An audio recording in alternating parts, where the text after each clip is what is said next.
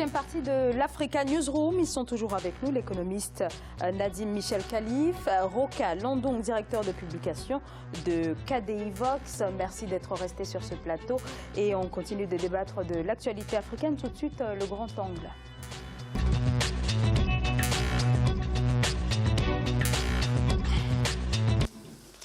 L'accord d'association signé en mai est en marche, un accord conclu entre les autorités mauritaniennes et la CEDEAO. Et si le calendrier est respecté, la Mauritanie et les pays de l'organisation constitueront une zone de libre-échange dès janvier 2019. Les explications de Deogracias Podo. Temps d'absence, la République islamique de Mauritanie peut se réjouir des avancées suite aux négociations avec la Communauté économique des États d'Afrique de l'Ouest, CEDEAO. Si à l'origine l'organisation régionale avait souhaité que les autorités mauritaniennes présentent un dossier de réadmission, c'est finalement l'option de statut d'État associé qui a été validée. Une première session du Conseil d'association s'est tenue le 27 octobre 2017 à Nouakchott en vue de consacrer le démarrage effectif de cet accord et convenir des mesures et activités prioritaires ainsi que le chronogramme et les modalités de mise en œuvre. Je pense que lorsqu'un pays décide de rompre ou de renouer son appartenance avec une organisation intergouvernementale et en particulier une organisation d'intégration régionale, ça veut dire qu'il y a une décision qui est mue par des calculs à la fois politiques, économiques et stratégiques. Donc la lecture que l'on peut faire, c'est davantage parce que l'intégration régionale en Afrique avance. La zone CEDEAO est une des zones phares en termes d'intégration et c'est normal que ce soit un espace de sens, mais aussi un espace attractif du point de vue économique. La Communauté économique des États de l'Afrique de l'Ouest estime que cette association avec la Mauritanie pourrait s'avérer importante pour l'ensemble de la sous-région, dans la mesure où elle contribuera à accroître les échanges commerciaux, stimuler l'investissement et le développement dans les autres États. En ce sens, la Mauritanie devrait prochainement adhérer au tarif extérieur commun, l'un des instruments d'harmonisation des politiques commerciales de la CEDEAO et de renforcement de son marché commun, mais également s'engager en faveur du schéma de libéralisation des échanges dans la zone. Aucun pays ne peut émerger sans nouer des partenariats commerciaux avec ses voisins. La Mauritanie voit bien qu'elle ne pourra pas faire long feu sans pouvoir intégrer ces zones économiques qui finalement ont des règles du commerce international qui facilitent les échanges. C'est pour cela que la Mauritanie aujourd'hui se tourne veut retravailler sur cette adhésion et pour pouvoir être dans la marche actuelle du développement des pays africains. La Mauritanie avait fait le choix de quitter la CEDEAO dans les années 2000 après en avoir été membre fondatrice en 1975. Aujourd'hui, les enjeux économiques sont énormes car la CEDEAO est un vaste marché de près de 400 millions de personnes réparties à travers 16 pays. Mais malgré ses ambitions, elle devra attendre la prochaine rencontre des chefs d'État et de gouvernement prévue courant décembre 2017 à Lomé au Togo pour être fixée sur son sort. Nadim Michel Khalif, faut-il voir cet accord d'association un pas de plus pour la réintégration de la Mauritanie au sein de la CEDEAO? Bien sûr, il faut voir derrière tout cela la main de l'Union européenne qui avait initié l'accord de partenariat économique dès l'an 2000 aux accords de Cotonou en vue de passer à la nouvelle étape des échanges internationaux sous l'égide de l'OMC. Sous l'égide de l'OMC, il doit y avoir des groupes régionaux qui puissent échanger entre eux avec des exceptions autorisées. Et la Mauritanie a intérêt de réintégrer la CEDEAO pour pouvoir bénéficier des accords de libre-échange qu'il va y avoir, qui sont en train d'être signés, qui ont déjà été signés en 2014, entre l'Union européenne et les pays de la CEDEAO. La Mauritanie, en 2000, quand on a initié cet accord de partenariat économique, faisait partie de la CEDEAO encore. Et là, l'Union européenne, à mon avis, a dû faire pression pour conserver cet ensemble. D'autant plus que la Mauritanie a des accords, veut bénéficier des accords avec l'Union européenne pour la pêche et pour l'exportation de ses produits hors taxe, pour qu'ils puissent entrer sans droit de douane dans l'Union européenne.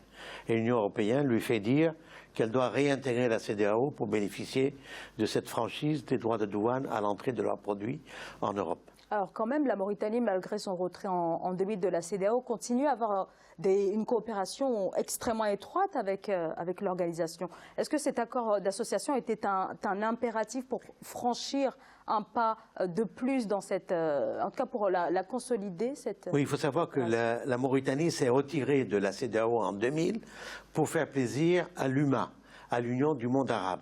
On va en parler tout à l'heure. Oui. Voilà, donc c'est pour intégrer le monde arabe qu'elle s'est retirée du monde africain, si je puis dire, sud-africain au-dessus du Sahara. Donc il y avait cette tension entre le nord et le sud. Roka Rolin Landong, cet accord, c'était un impératif pour la coopération entre la Mauritanie et la CEDEAO. Comme le disait tout à l'heure dans votre reportage, un de nos confrères, on ne peut pas aujourd'hui dans un monde de globalisation vivre dans l'autarcie. Donc c'est dans l'intérêt de la Mauritanie d'intégrer effectivement, de réintégrer effectivement la zone CEDEAO. Par contre, moi j'ai juste un petit souci à dire, mais bon, le renforcement des relations économiques et commerciales de la Mauritanie et de la CEDEAO aujourd'hui, moi je pense que le fait déjà que les principes fondamentaux ne sont pas respectés dans certains pays de l'Afrique, plus précisément en Mauritanie, si maintenant la Mauritanie veut réintégrer cette institution qui est la CEDEAO, moi je pense que les autorités de l'institution en question doivent poser certaines conditions. Moi je trouve que c'est trop précipité pour les responsables de la CEDEAO, les dirigeants de la CEDEAO, de dire que d'ici 2019, tout sera effectif. Parce que, je m'explique, hein, parce que je pense que du moment où déjà elle s'est retirée, est-ce qu'il y avait des conditions qui ont été émises des deux côtés? Je ne sais pas. Il y a l'esprit qui est en face. Mais parce que moi, je me dis, aujourd'hui, les principes fondamentaux montrent qu'en Mauritanie, quand on parle de libre circulation de personnes dans cet espace, de biens, des marchandises, j'en passe, mais est-ce que la Mauritanie, les autorités mauritaniennes pensent à ces gens avec qui il va y avoir des collaborations? Nous savons qu'il y a des gens qui sont aujourd'hui marginalisés au niveau de la Mauritanie. Il y a aujourd'hui le cas, toujours dans le principe des droits fondamentaux, aujourd'hui le cas de l'esclavagisme dans certaines régions de la Mauritanie, même si ce n'est pas à Nouakchott que cela se passe globalement. Mais pourquoi les autorités, pourquoi les dirigeants de la CEDEAO n'imposeraient pas certaines conditions à la Mauritanie si elle doit revenir dans la CEDEAO? Ce sont ces conditions qu'on doit demander à la Mauritanie de respecter. Nadine Michel Khalif, la CEDEAO aurait dû poser ce type de conditions? Je pense que ça doit être prévu, puisque la CEDEAO a exigé de la Mauritanie qu'elle fasse une demande d'adhésion, une nouvelle, et non pas une réintégration. Et je crois qu'il devait y avoir cela derrière les conditions. Parce que la rencontre, je me permets, la rencontre qui a eu lieu le 5, enfin avec la signature entre Mme Naha Mouknas, la ministre du Commerce et de l'Industrie, du Tourisme de la Mauritanie, et M. Alain de Souza, le commissaire de la CEDEAO, nous, on n'a pas vu effectivement l'intégralité de ces échanges. Est-ce que ça a été prévu pour la Mauritanie effectivement de respecter certains principes fondamentaux pour pouvoir intégrer cette zone économique de l'Afrique de l'Ouest? Alors en juin, la CEDEAO a donné un accord de principe pour l'adhésion du Maroc. L'organisation a également approuvé la demande du statut d'observateur en ce qui concerne la Tunisie. Est-ce qu'il n'y a pas le risque d'une réformation de l'UMA à l'intérieur de la CEDEAO? L'UMA qui est en perte de vitesse, hein? Oui, est en perte de vitesse parce qu'il n'y a pas d'accord, il n'y a jamais eu d'accord concret entre eux, étant donné qu'il y avait des égos surdimensionnés entre Kadhafi, l'Algérie et le Maroc. Donc là, il n'y a pas d'avenir prévisible entre ces États arabes d'Afrique du Nord, autant pour la Mauritanie de rejoindre la CEDEAO, et de même que le Maroc, qui a d'énormes potentialités à l'exportation et à la domination financière des pays d'Afrique de l'Ouest. C'est pourquoi le Maroc a postulé aussi. Et puis dans la foulée, la Tunisie entre, parce qu'il y a ce marché de 350 millions d'habitants aujourd'hui, qui sera 510 millions en 2030, qui sera 1 milliard en 2050. C'est un énorme marché à venir, qui est déjà structuré, parce qu'il y a déjà des règles de respect des frontières, etc. Bon, c'est pas encore parfait, Mais il y a déjà un esprit de régionalisation qui est en voie d'entrée en vigueur. Alors, juste pour revenir un petit peu sur l'UMA, donc l'UMA c'est l'Union du Maghreb arabe qui rassemble la Mauritanie, l'Algérie, la Libye, le Maroc et la Tunisie. Donc, est-ce que il n'y a pas le risque, comme je le disais tout à l'heure, d'un bloc composé de l'UMA et puis l'autre, les pays de la CEDEAO, les pays de toujours, les 15? Oh, ça m'étonnerait que les pays de l'UMA puissent s'entendre entre eux. C'est les frères ennemis. Mais justement, ce sont des pays qui se retrouvent là, c'est des pays qui ne sont pas l'Algérie, mais là on a déjà le Maroc. Qui doit être admis. On a le Maroc, la Tunisie et là peut-être également la Mauritanie. Donc on en a déjà 3 sur 5. Donc oui. C'est des pays qui déjà au sein de l'UMA ne parviennent pas à s'entendre et qui vont peut-être rejoindre la CEDEAO. Est-ce qu'il n'y a pas un risque là aussi de déstabilisation de cette organisation? Vous savez, au sein de la CEDEAO, vous avez le groupe UMOA de 8 États déjà, qui font bien bloc. Est-ce que ça ne sera pas le groupe de trop? Peut-être. C'est à voir. Peut-être Rocaroline. Mais chez nous, au Togo, on dit par exemple, trop de viande ne gâte pas la sauce. Donc plus il y a de partenaires, mieux ça vaut. Oui. Rocaroline. Oui, alors moi je pense qu'avec l'UMA et la CEDEAO, ces deux groupes déjà, en dehors de ces deux groupes, on a l'Union européenne qui a signé avec la CEDEAO des partenariats. Et c'est ce point-là qui me chagrine un tout petit peu parce que j'ai vu que les instances africaines préfèrent, au lieu que ce soit des relations sud-sud, préfèrent avoir des relations nord-sud. La CEDEAO, pour moi, devait déjà commencer à penser à renforcer ces relations avec les instances voisines telles que l'UMA, la CEMAC, l'Afrique australe. Voilà. Ouverture vers l'Afrique du Nord et l'Afrique centrale. Exactement. Dans un premier temps, pour pouvoir renforcer le bloc. Aujourd'hui, nous voyons que l'Union européenne a des difficultés.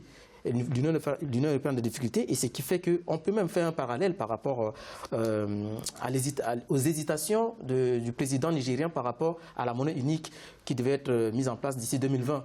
Donc, tout ça, faudrait que, comme je le dis, les cadres de la CEDEAO peuvent mettre un peu de frein par rapport à certaines démarches, par rapport aux pays du Nord ou même par rapport aux institutions qui se trouvent du côté de l'Occident.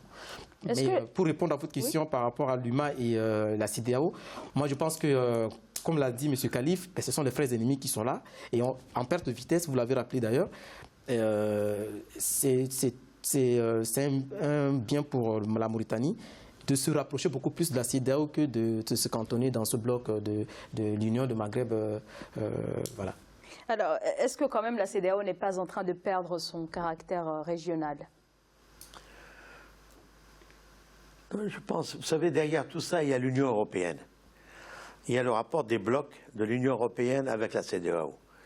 Et là, il y a un grand projet sur 20 ans, 25 ans, d'intégration des échanges entre les deux groupes.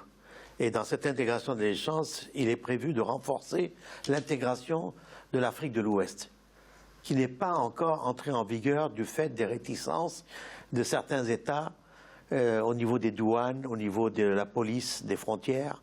Il n'y a pas encore une fluidité des échanges entre les pays de l'Afrique, de la CEDEAO.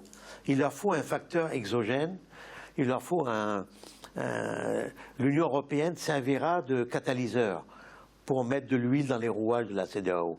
C'est ce que je pense. On a intérêt à travailler avec l'Union européenne pour bénéficier de leur savoir-faire au point de vue économique, échanges transfrontaliers, institutions communes, etc.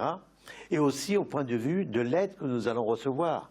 Par exemple, dans l'APE, l'accord de partenariat économique qui est prévu, qui est déjà signé entre l'Union européenne et la CEDEAO, il est prévu sur les 5 ans à venir 6,5 milliards d'euros d'aide, à savoir 4 000 milliards CFA. C'est pourquoi la Côte d'Ivoire et le Ghana ont vite fait de signer un accord de partenariat rapide pour pouvoir bénéficier de ces aides-là et pour pouvoir exporter leurs produits sans droit de douane. Sinon, s'il n'y a pas ce partenariat, les pays africains qui veulent exporter en Europe doivent payer quelques pourcentages de droits de douane à l'entrée de leurs produits sur le marché européen. Vous, Roca Roline Landon, vous n'êtes pas vraiment en accord avec ce partenariat Nord-Sud, hein, comme vous l'avez dit tout à l'heure. Bon, je comprends tout à fait l'institution de libre-échange entre le pays Nord-Sud avec certains États, effectivement de l'Afrique de l'Ouest, hein, comme vous venez de dire. Mais moi, je suis pour que les institutions sous-régionales puissent d'abord avoir confiance entre elles avant de penser à l'extérieur.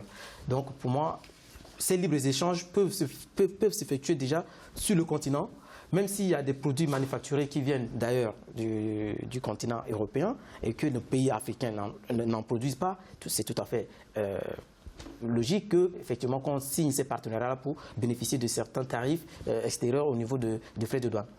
Bon. Oui, mais jusque-là, on avait déjà cette possibilité de nous intégrer. Et ça fait déjà depuis 1975. Ça fait 42 ans que nous avons signé l'accord de la CEDEAO. Et ça traîne. Si on va se trouver, maintenant quand on se trouve face aux partenaires européens, face à l'adversaire, si on peut dire, ou à l'ennemi extérieur, là, on va se serrer les coudes et on va faire mieux. C'est ça qui nous manque. Autrement, ça va toujours traîner. Pendant 200 ans encore, on va s'entre-déchirer, on va s'entre-bouffer. Regardez en Centrafrique ce qui arrive dans des différentes oppositions politiques, ce qui arrive au Kenya, etc. Si on n'a pas le partenaire extérieur qui nous oblige à mieux raisonner, à mieux nous unir entre nous, ça n'avancera pas. Moi, c'est à ça que je donne le rôle de l'Union européenne de servir de catalyseur pour le développement de la CEDEAO. On va, si vous le voulez bien, marquer une courte pause. On se retrouve dans quelques instants.